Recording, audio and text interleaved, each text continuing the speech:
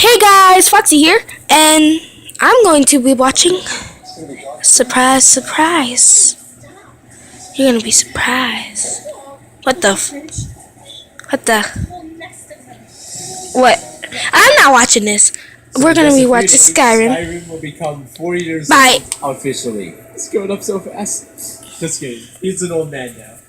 In video game ages, Skyrim is pretty much that old grandpa that nobody cares about. No, I'm just kidding. But anyways, happy birthday, Skyrim. It's been an interesting 4 years. I feel like I've known you for so long. We know each other so well. You know, we know each other's insides and out.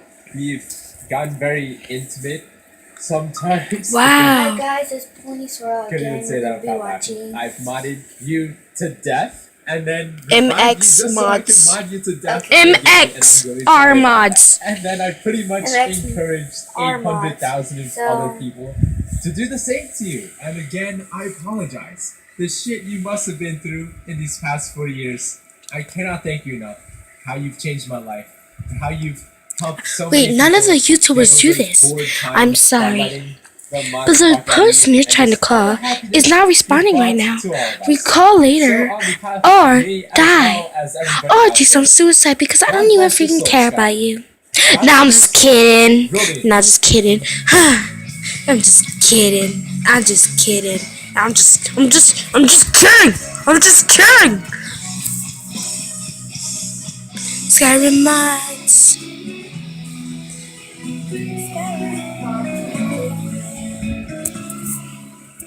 Are you tired of walking to the abandoned mare, sitting down, and having to look at Hulda's face? No offense, Hulda, but you don't look like this. From the creator of Bitchin' Wives and Bitchin' War Maidens comes Bitchin' NPCs. Oh my god. That changes the appearance of Vex, Sapphire, Earleft, Rick, Hulda, and Lizette. As you can see, Sapphire no longer looks like a cunt. She still looks like she has an attitude, but that's okay, because that's lore friendly. You know, the wrestling bitch face is strong in this one. Earleft, looking like she just came out of some photo shoot for Vogue. Vex is pretty much the hottest thug you've ever seen in your life. And Lizette, oh man, she is pretty much the most underrated beauty in Skyrim. Fuck Lydia, fuck Serana. Nobody comes close to my dear Lizette. That's right, Isolda, I'm divorcing you tomorrow. She just has such a calm, caring, loving face. Not to mention, she's talented. Then we have Rick.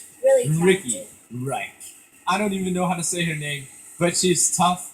I like how she does her hair, and she has a massive rack.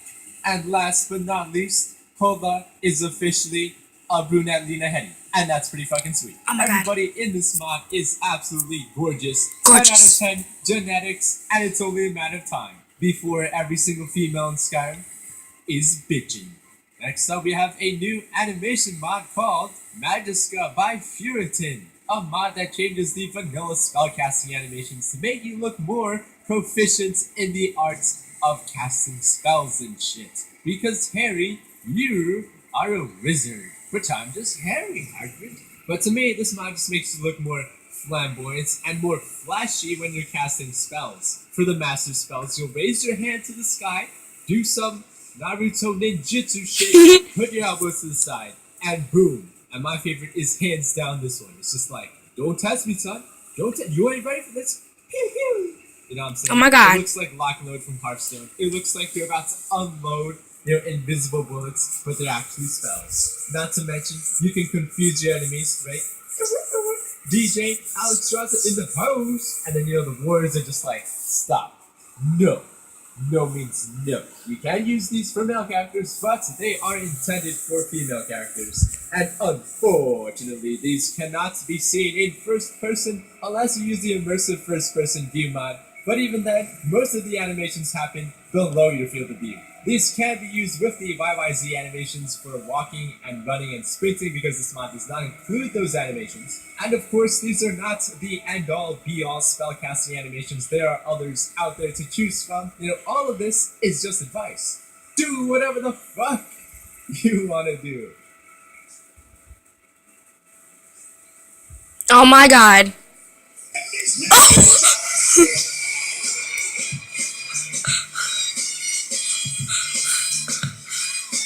Random mod of the week, John Cena sneak attack. a mod that will ruin your immersion for all the right reasons. So now whenever you sneak attack someone, no longer are you met with silence, but instead... And his name is John. Maybe the most inspirational, heart pulsating, calm sweaty, mom spaghetti insane pump up music that will instill the energy and raw power of John Cena within you. Never have you unleashed so many accurate punches in a series, and never have you been so hungry to win. All thanks to this wonderful sound that plays after every sneak attack. Sometimes it goes off in critical attacks too. Then it plays twice at the same time. And his name is John Cena. His name is John Cena. And at that point, the John Cena intensifies. And now you're so hooked on that sound that you can't ever let it go. So you continue getting critical hits and sneak attacks. Next thing you know, you're playing the song on YouTube in a 10-hour loop because it can't get enough of it. You find an IV cord, you put that shit in your veins, and you begin injecting John Cena within your bloodstream. What the heck? So you remember that one mod that I covered a while back that added Civil War conflicts and battles in the form of war zones called War Zones? Yeah. I remember that. Well, that mod has a new update. A new DLC-sized add-on called War Zones Assault Attack. A mod that adds new features in an attempt to increase the immersion of an already immersive mod. So before, war zones were essentially an area of the game where two factions spawned and then battled it out to the death. Well, now war zones will also have a chance of spawning siege cannons. That's right, these giant mofos will be raining giant bombs all over the battlefield, and will continue doing so until somebody takes out the NPC controlling it, at which point you will see flames above the cannon signaling that it has been taken out.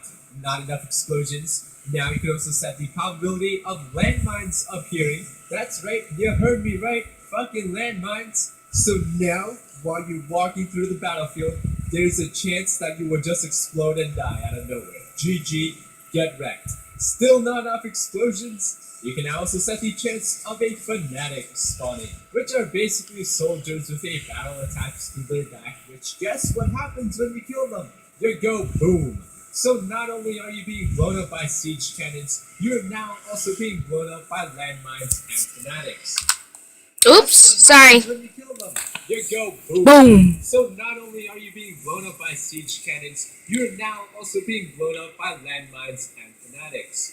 How fucking immersive. In addition, there are now also civilians as well as couriers. Civilians are there mainly for immersive purposes. However, killing a courier can lead to a strategic advantage to your side.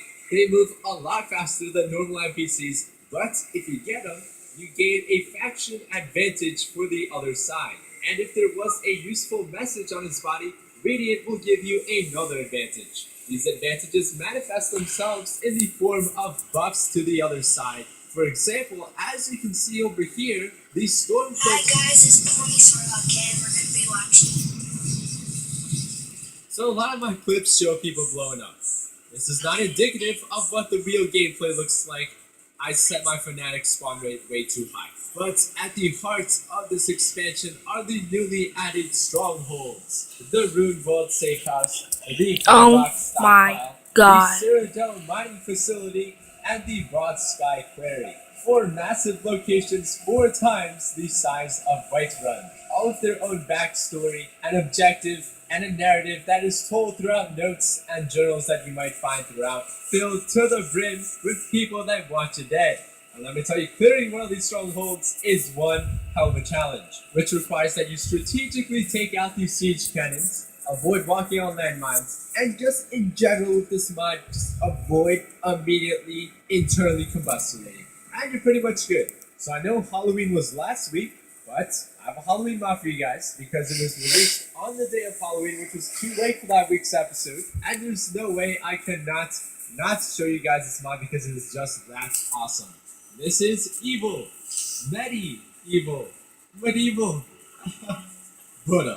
a mod that attempts to recreate the first 4 levels of Medieval from the original PlayStation. So to start, simply press New Game and choose Daniel Fortescue as your race. You are apparently at the end of time, and you can now choose between playing as the Dragonborn back in Skyrim, We're playing as the hero of Galamir in medieval, and obviously you're going to choose the latter. So legend has it that Sir Daniel Fortescue was once the hero of Galamir, in which he battled the evil sorcerer Zarak, who had raised an army of demons. He defeated the sorcerer during battle and got mortally wounded, and he died.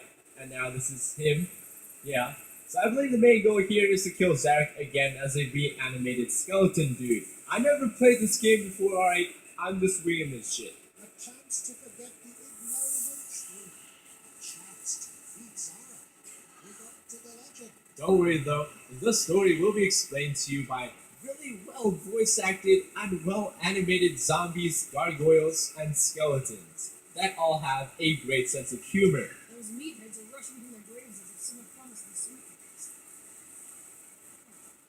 Maybe someone did. But seriously though, I know they're just skeletons, but the animations are freaking awesome. So as you journey through this spooky but detailed, so detailed that I could barely maintain 30 frames in a lot of areas, and you're gonna need a pretty beefy PC, but if you do have one, you're gonna be treated to some fantastic visuals for a mod. Some of the map design here is just so professional looking. You have sworn the sky was like some game studio making this. You'll be obtaining new items and weapons. Stabs, throwing daggers, which are awesome. You'll be obtaining a new currency called obols, which you can then spend at these creepy skeletons with massive heads reaching out of a wall. For 30 obols, he will pick something out at random, and then you'll be able to buy it. Fighting new enemies, solving puzzles that you would never see in Skyrim. Monologue Balls Inferno was insane in the scripting department. Forgotten City was insane in the story, but this mod right here is probably the most polished and well-crafted experience you can get out of Skyrim modding. The new animations, the voice acting, the custom assets, all work really well. And this was surprisingly one of the best things I've ever played so far. You know, who cares if it's Halloween or not? This is an incredible mod. If you're looking for some cheap games, check Thank out you for watching, and you should search up MXR Mods. He's real good. Trust me. Search him up. Bye. Oh my god, he just ended. That's what I was talking about. Bye.